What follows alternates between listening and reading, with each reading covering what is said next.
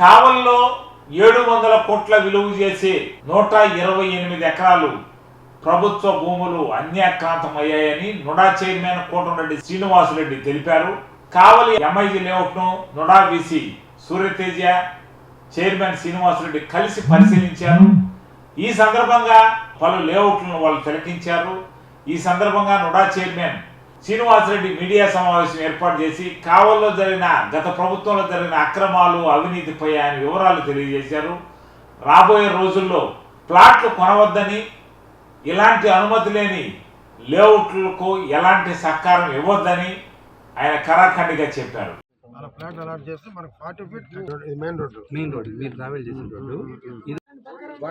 Problem కూడా ఏంటంటే చెట్లు పెరిగిపోయినాయి కదా. నేను ఈరోజు ఒక నుడా చైర్మన్ స్థానంలో కూర్చొని ఉన్నానంటే దానికి కారణం నా కార్యకర్తలతోటి మీ సహకారం కూడా ఆనందించలేకుంది. నాకు కావలితో ఒక ప్రత్యేకమైన అభిమానం ఉంది. ఎందుకంటే నా విద్యార్థి దశ నుంచి పోరాటాలు మరి ఇక్కడే మళ్ళీ దాన్ని డెవలప్ చేసేదానికి రావడం నా అదృష్టంగా భావిస్తున్నాను. ఈరోజు మా నుడాలో ఒక వీసీగా, అదే రకంగా నెల్లూరు ఉన్నటువంటి ద కార్పొరేషన్కి కమిషనర్గా 2 విధులు నిర్వహిస్తూ ఒక సమర్థంగా ఉన్నటువంటి ఒక సూర్యతేజ గారు ఐఏఎస్ గారు ఉండటం మా అదృష్టంగా మేము భావిస్తున్నాం. మా నుడా స్టాఫ్ అందరూ కూడా మంచి స్టాఫ్, అందరూ కూడా వాళ్ళు ఒక పనిచేసే తత్వం, ఒక కష్టపడే తత్వం ఉండటం కూడా నా అదృష్టం. ఇది ఈ ఎంఏజీ లేఅవుట్ నేను అయితే చూశాను. ఫస్ట్ మ్యాప్ చాలా ఆశ్చర్యపోవడం జరిగింది.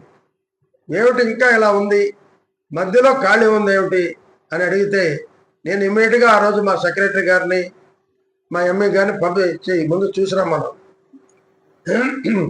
లేదు సార్, చాలా రోడ్లు బాగలేవు, కలవట్లు బాగలేవు, మీరు వీసీ గారు చూడాలి అన్నప్పుడు ఆ రోజు రమేష్ రెడ్డి గారు కొంతమంది తీసుకువచ్చారు. సార్, మీరు అయిన తర్వాత మాకు నమ్మకం వచ్చింది, లేకుంటే మేమంతా ధర్నా చేయాలనుకున్నాం, 1 సంవత్సరంలో పూర్తి చేస్తాం, మీకు ఇళ్ళకి అన్ని సదుపాయాలు కల్పిస్తా ఉన్నారు, దాదాపు 4 ఏళ్ళు అయిపోయింది, మేము అప్పో సప్పో చేసి మేము ఈరోజు స్థలాలు కొన్నాము. ఉదయ ధర్నాలకి సృష్టికర్త నేను, అంత దూరం వద్దు. ఎందుకంటే ఏ సమస్య అయినా చిక్కుముడిని ఇప్పేందుకు మంచి అధికారులు ఉండాలా, మంచి అధికారులు మనకు ఉన్నారు. ఖచ్చితంగా మేమే వస్తాం, చూస్తాం, అతి త్వరలో ప్రయత్నిస్తాం దాన్ని పూర్తి చేయడానికని నేను వీసీ గారితో మాట్లాడటం. మా వీసీ గారు కరెంట్ని అప్పటికప్పుడుగా మేము అనుకొని అప్పుడు పబ్లిక్ హెల్త్ ఎస్సీ గారిని, ఎలక్ట్రికల్ ఎస్సీ గారిని అందరినీ పిలిపించి కూర్చోబెట్టి పబ్లిక్ హెల్త్లో ఉండే అసలు లోటుపాట్లు మీరు సరిగ్గా అక్కడ పర్యవేక్షణ చేస్తున్నారా లేదా అని చెప్పి అడగటం. అదే రకంగా ఎలక్ట్రికల్ ఎస్సీ గారిని ఇమ్మీడియట్గా ఎస్టిమేషన్ వేయండి. ఎందుకంటే చాలామంది మీరు కరెంట్ ఇస్తే ఇమ్మీడియట్గా ఇల్లు కట్టుకుంటా ఉంటారు, ఇమ్మీడియట్గా కరెంటు డబ్బులు కట్టండి అంటే దాదాపు మా సార్ చెప్పంగానే 3,60,00,000కి వాళ్ళు మొత్తం ఎస్టిమేషన్ వేశారు.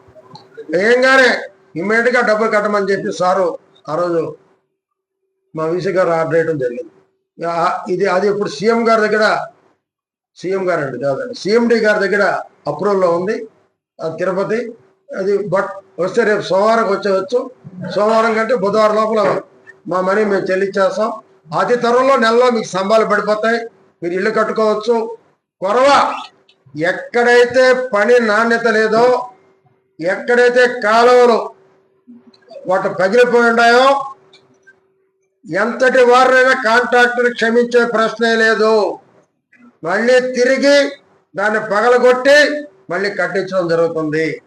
2 వారాలకు ఒకసారి మా వీసీ గారు కుదరకపోయినా నేను ఏదో ఒక అధికారులను తీసుకొచ్చి ఈ లేఅవుట్లు అన్ని కూడా సందర్శించడం జరుగుతుంది. ఎమ్మెల్యే గారితో చర్చించిన తర్వాతే నిర్ణయం ఉంటుంది. కావాలి అన్ని అక్రమ లేఅవుట్లు అంటున్నాయి సార్, వాటికి పరిష్కారం ఏంటి చెప్పాను కదండి. ఎమ్మెల్యే గారితో మాట పరిష్కారం చెప్తాం. అక్రమ లేఅవుట్ అదే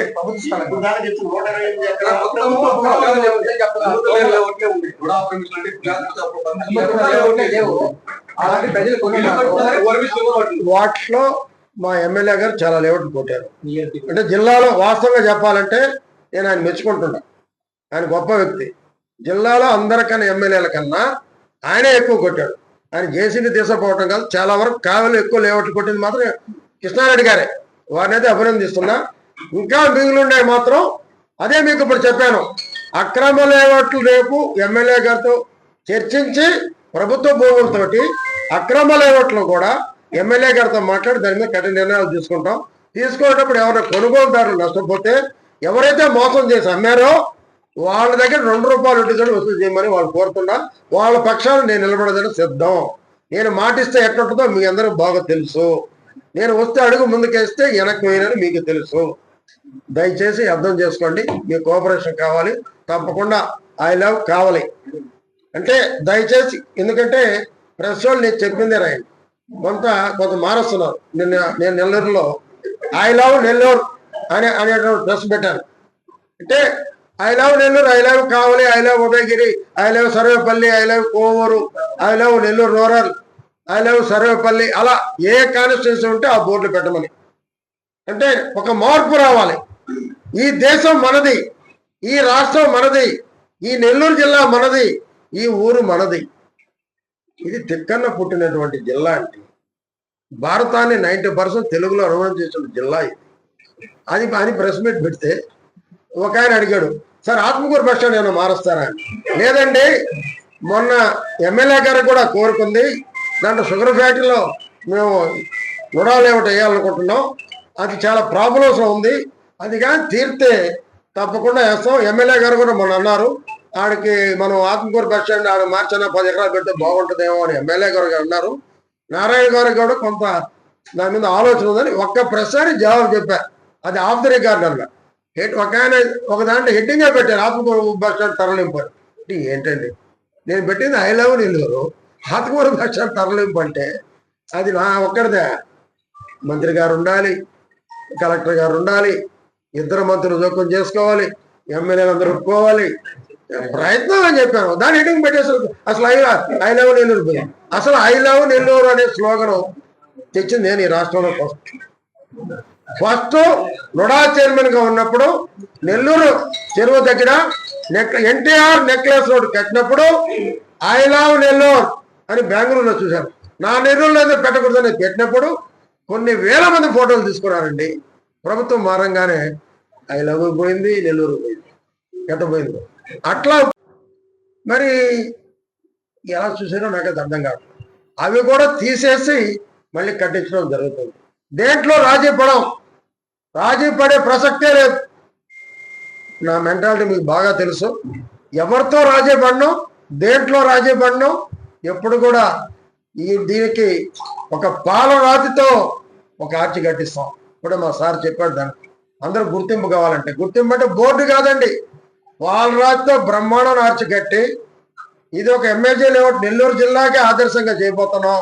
మా వీసీ గారి నాయకత్వంలో వారు కూడా అది చూసి బాగా చేయాలంటున్నారు. ముందు 20 అడుగులు ఉంది, దాన్ని ఎలా చేయాలంటే తీరా చూస్తే మనం వెంకటకృష్ణ గారిది అన్నారు లేఅవుట్.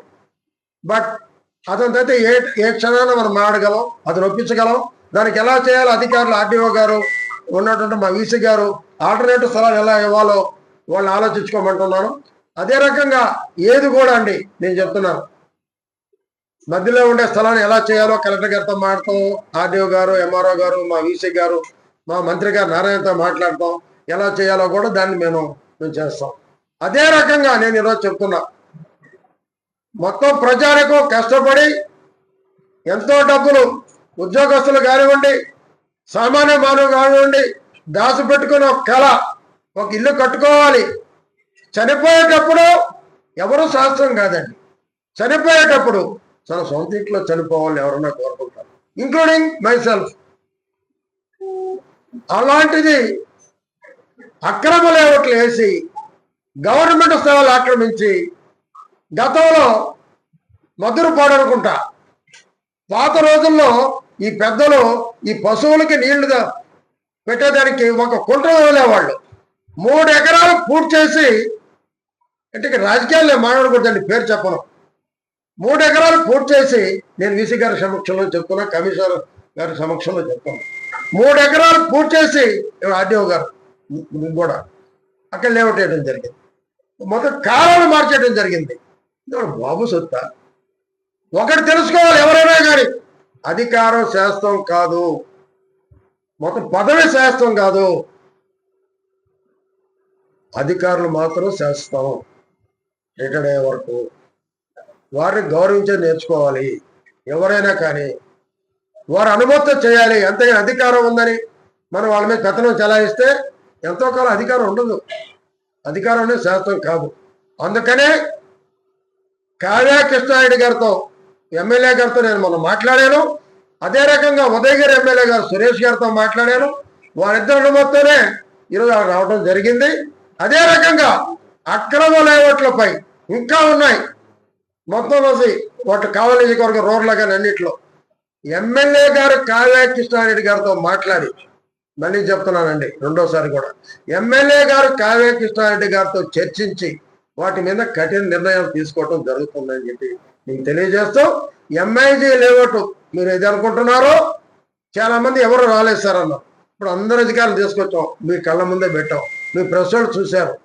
దాన్ని ఒక బ్రహ్మాండంగా మేము తీర్చిదిద్దబోతున్నాం మా ఐఏఎస్ ఆఫీసరు ఆధ్వర్యంలో అని చెప్పి మీ అందరూ తెలియజేస్తున్నాం.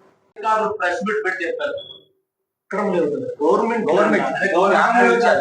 ఈ శ్మశాన వాటికలు కానీ కాలువలు కానీ మొత్తం ప్రభుత్వానికి సంబంధించి రిలేటెడ్ అది 128 ఎకరాలు ఉన్నాయి అని గుర్తించామని అధికారులు ప్రెస్ మీట్ పెట్టారు. వాటి విలువ 700 కోట్లు అని కూడా చెప్పారు. అయితే అప్పుడప్పుడు అంటే ప్రజల్లో వస్తున్న విషయం ఏంటంటే మొక్కుబడిగా ఒక జేసీబీ తీసుకపోవటం, ఆడ తట్టడం, అయ్యా మేము తట్టామని చెప్పడం, ఈ తప్ప ప్రభుత్వ స్థలాలు గుర్తించిన తర్వాత ఒక బోర్డులు వేసి ఇది మాది, ఎవరన్నా అడుగు పెడితే శిక్షలు ఉన్నాయి అనే సంకేతాలు ఇవ్వటం లేదు. ఎందుకని సార్ ఇప్పుడే మీకు చెప్పాను, నేను 1 సెంటు ప్రభుత్వం భూమున్నా క్షమించేది లేదు.